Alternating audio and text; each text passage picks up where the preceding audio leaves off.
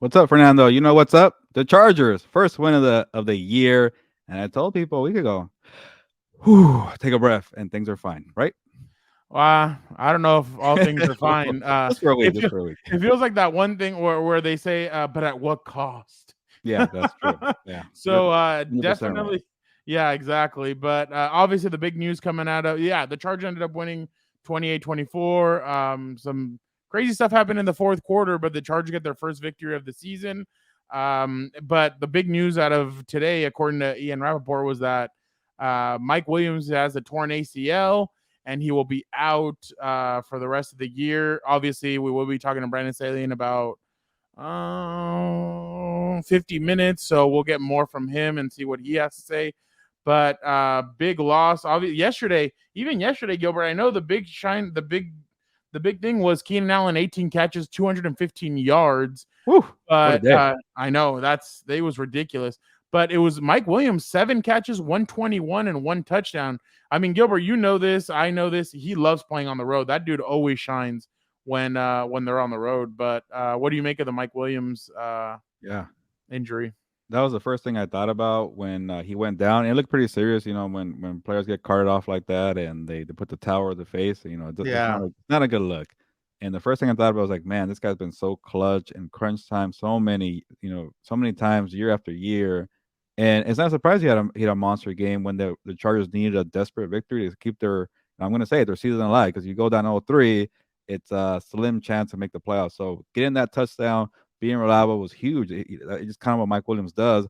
Now, it is a really terrible situation. You got to have Mike Williams, who's one of the best when it comes to crunch time. I keep repeating myself because I've seen some monster plays from this guy. You have to, Fernando. But when it comes to depth at wide receiver, the Chargers do have it. Joshua Palmer made some plays yesterday. That was big to see. We got to see more from Quentin Johnston. Now he finally has an opportunity as a first round pick there. So we'll see what he has. People have compared him to Mike Williams. I think you probably disagree a little bit, Fernando. But we finally get to see his full game. We'll see what he does. Luckily for the Chargers, they do have Justin Herbert. Maybe Austin Eckler returns, who's also very reliable as a pass catcher. But when it comes to crunch time moments, you cannot replace that. No, you really can, especially because of everything that Mike Williams represents. I mean, everybody was excited this year because you had Mike Williams, you had Keenan Allen, you had guys that could that you knew were gonna be big time. These guys, they've been in it for a long time. And I know Mike Williams, when he first came in 2017, he had the back injury. People were calling him a bust. People were saying, "Oh, you know what? He might not be able to hack it." Then year two, he goes out there and he shines. He does really well, and he's just grown little by little from there to now. But yeah, it's like you said, Quentin Johnston is going to be the guy that's going to have to step up. Gilbert, right now, Johnston has only played 22% of the snaps for the Chargers, and I understand they're bringing him up slowly.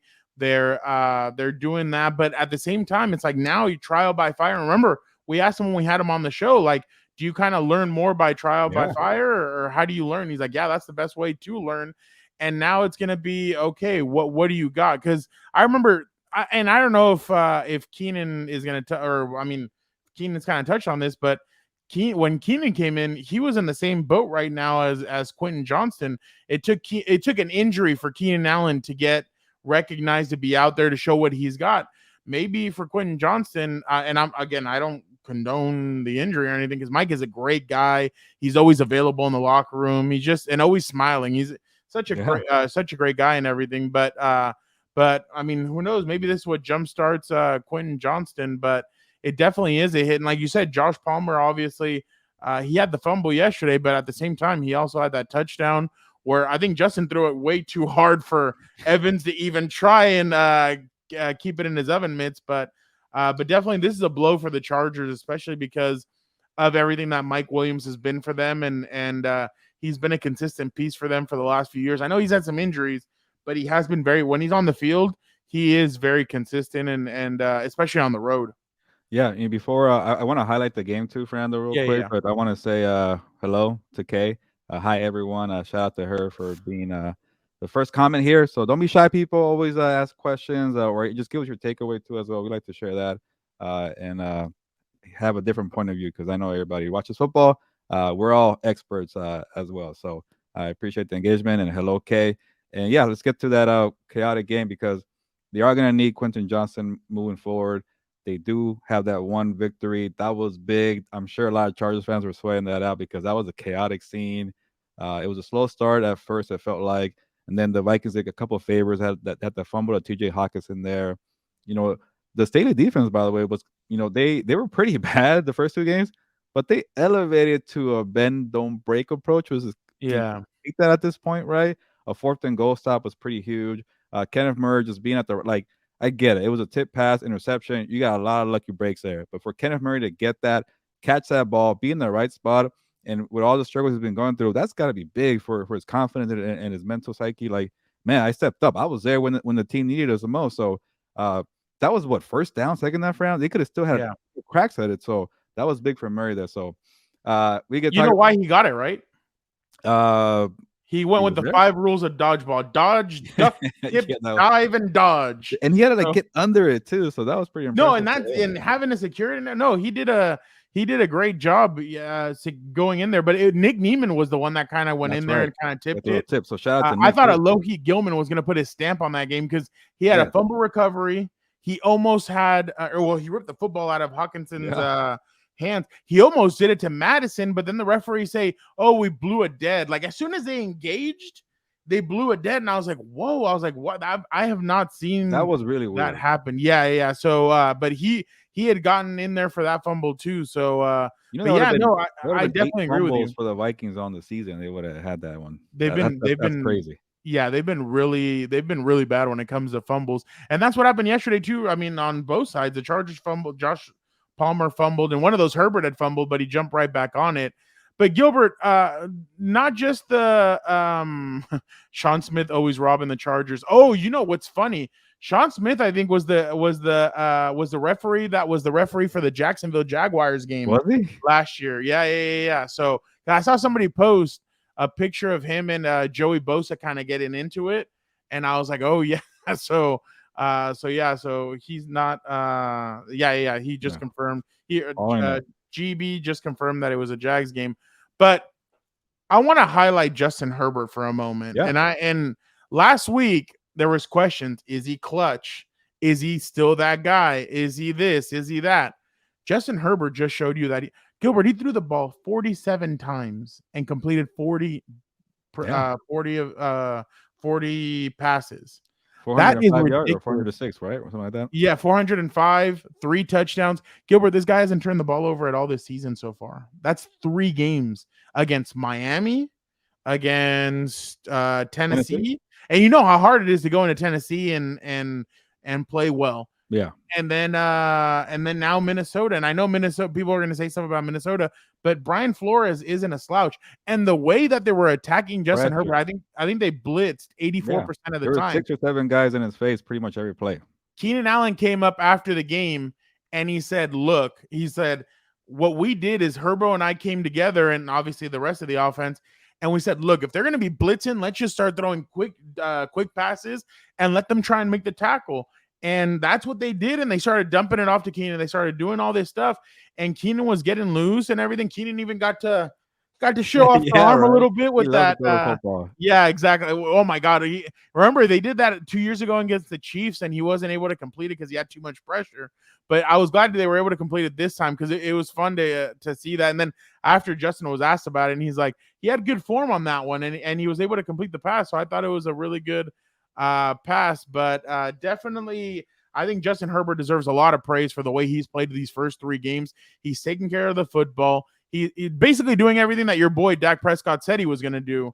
So I definitely, I was definitely impressed with Justin Herbert and the way he's played. But yeah, Julian, real quick, I'll let you. You know what? I'll let you. Yeah, after that, you can answer this. You're Yeah. probably more equipped to answer this one, but I just want to go with Herbert's performance because I get it. When you're the quarterback, you get a lot of pressure and a lot of attention. Like the people point the finger at you. If you have a great game, if you don't come up clutch on the last drive, you're gonna get the blame. And when it came to overtime in week 2 against the Titans, he missed a couple of throws and he got the blame for that because at that point you're making $50 million. You got to carry the team. He carried the team. Him and Keenan Allen in week 3, reminding people, hey, I'm still that guy. And what he did, those are not ordinary numbers. That was a special day. 7 incompletions, 40 or 47, no turnovers like you said, Fernando, and yeah, Keenan got the crazy records of 18 receptions, 215 yards, which is a monster day. But he was spreading the ball around again. Mike Yeah. Williams, Joshua Palmer, But he didn't have Austin Eckler either. That's another part that's pretty impressive. So for him to step up, your biggest players when you really needed it, and I know it's a really early week, like a week 3 must-win situation, but they needed that one. Everybody feels better, and guess what? Now they're playing the Raiders, who look terrible next week, and surprise, surprise, maybe 2-2. So I just want to give Herbert a shout out there for a very impressive performance. That when your team needed you most, you came through and he delivered. Fernando, I don't know about the mobility, but mobility. There you go. I couldn't say it right. I prefer Herbert as a pocket passer, but maybe they want to do more of that. What do you think? Julian, we will get to your question right now. We're just going to answer this one real quick because we are on the Herbert topic. See, with Herbert, look, I'm going to be honest. With the thing that made me nervous about Kellen Moore taking over as the offensive coordinator was the mobility part of it. That he likes some. Well, in Dallas, they would run that the I guess it's not RPO. Well, yeah, RPO with Dak Prescott, but Yeah. they had designed runs. I don't think you should be doing runs with Justin Herbert. I don't think that they should be doing anything like that. But when you're asking me, Omar, I think what you're asking me is him taking off and running in certain situations instead of like throwing away the ball or stuff like that. Honestly, I'm okay with what Herbert's done so far. He's going to take off and run when he needs to, but at other times he's just going to clock it. Why? Because it's whatever the quarterback feels at the time. Maybe he feels like he does have pressure and he's like, you know what? I'm not even going to try and attempt to do this. So I'm just going to throw it away. So I think that's kind of the thing with Justin. Quarterbacks have to feel it out. They have to feel what is going on. And honestly, it's only been 3 weeks of the scheme with Kellen Moore. So I definitely think that the more and more that they keep on going, he'll feel more comfortable and maybe take off running. He's done it before in the past. The thing is that obviously you don't want to risk yourself or get injured or anything like that. But I understand where you're coming from with that. So that's just my take on it. I think that I don't think that they're going to have those design runs or anything like that, but I'm sure Herbert is going to feel it out more and possibly start taking off and running and extending the play kind of the way he's done in the past. He didn't do much of it last year just because of obviously the rib injury, but he's done it in years past. So I'm sure he'll do that. But Gilbert, Yeah. Julian is asking, what's your take on the 4th and 1? If you go for it, why not be more creative? See, that was my kind of thing on it, but go ahead. That's definitely fair to say. When you have a 4th and 1, and you know, Joshua Kelly is a bigger back, so maybe he can get that 4th and 1. But it's not Austin Eckler, and it's definitely not Justin Herbert. You're paying this guy a lot of money, and it's been working with Keenan Allen too. I'm sure you could find something creative to get that 1 yard. And Yeah. sometimes you don't want to overthink it, but sometimes when you get a little more creative, it prevails more than the straight up run up the middle. And then my biggest thing though is just going for it. Why are you going for it in that situation? Because I get it. Brandon Staley believes in his defense, but if you don't get that 4th down, which they didn't, now you're asking a defense that struggled all year to protect 24 yards with the game on the line. The Vikings have the football last, and now you're sweating. You're uncomfortable on the sideline, thinking like, "Oh no, here we go again." So that was an uneasy feeling for everybody, but it worked out because getting that takeaway, that interception from Kenneth Murray and Nick Niemann doing the tip there, definitely worked out for everybody. Is that you could put that Yeah. one in a bit, but that's funny. But getting that takeaway and doing that red zone stand twice. They had a 4th and goal, and then that one, it brings everybody like, okay, we could do it. Sometimes we give a couple touchdowns, bend don't break. Just Fernando, they had pressure. You were right on Thule, by the way. That guy's a stud. He has a couple highlight plays on Sunday, and Bosa was getting pressure. Everybody's getting pressure. When you get pressure and you get takeaways, that defense could withstand a couple touchdowns. That creates opportunities for everybody all around. That's what they did. But that was really gutsy. That was throwback Staley from 2021. We haven't seen it in a while. I get it. I like that Staley though. I do, and it just didn't feel like the right time or the right game. Like you're like say next week after you start your defense doing what they did on in Minnesota, you have more confidence in the defense. Maybe you have Austin Eckler in the game. Maybe you feel better about it. But it was just a little reckless. I feel like kind of compares to the week 18 in Las Vegas, right? Like you mentioned, the 4th and 1 from his own 20-something yard line. That was Austin Eckler on the 4th and 1, right? Yep. So that cost them. This one didn't, so it worked out. Everybody, again, relax. But I didn't like that either as well. But they got the job done, and there was improvements there. And credit to Staley, he benched J.C. Jackson, and it kind of worked out because it wasn't a little bit of it wasn't. I don't think it was a total subtraction. It was addition by subtraction, but it kind of sent a message saying, "Hey, I don't care how much money you make. If you're not producing, I'm gonna bench you." Yeah, no, I completely agree. We'll get into JC Jackson right now, but Julian, just my quick take. I'm with you. I thought they should have been more creative. I thought they couldn't stop Herbert. They couldn't stop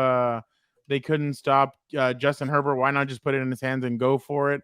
Some people said quarterback sneak. I wouldn't have done a quarterback sneak, especially the way that that offensive line kind of parted like the Red Sea in one of those. If you guys noticed, Donald Parham didn't have a good block on that play. So the guy would just shot right in and grab Justin, and you don't want to risk an injury. So, but I would have done something more where you spread them out or do something else. Play action, I definitely wouldn't have done because I think they would have swarmed Justin right away. So yeah, be more creative, do a little bit more to maybe try and get somebody in there. Does But Jorge just jump on to disagree with everything I had to say? Shout out to Jorge, by the way. Jorge is a good dude. Yeah, no, he said it was the right time to do that. Didn't like the play call. Yeah, I didn't like the play call either, just because I understand maybe you're trying to take him by surprise, but you rushed the ball yesterday. Joshua Kelly had 11 rushes for 12 yards. That's a 1.1 average. It just wasn't a good day running the football. I wouldn't have done it, but that's what they decided to do. But it was kind of like the Cleveland game last year too, Gilbert, where he decided to go for it in Cleveland. They passed it to Mike Williams. He didn't get the first down. Then Cade York, the dude that uploaded videos of him making field goals in the first half of that preseason game, he ended up missing the field goal, and he ended up getting with the Browns. So they survived the Browns. He survived this one, 2 for 2. You're testing fate, and and Staley's still here. So, but I agree. I agreed with going for it, but I just don't. I just didn't like the play calling. But I mean, that's just me. Omar, real quick, commented back and said, "Compas, personally, I like the fourth down. I feel like the defense is more like to give an explosive catch in the open field."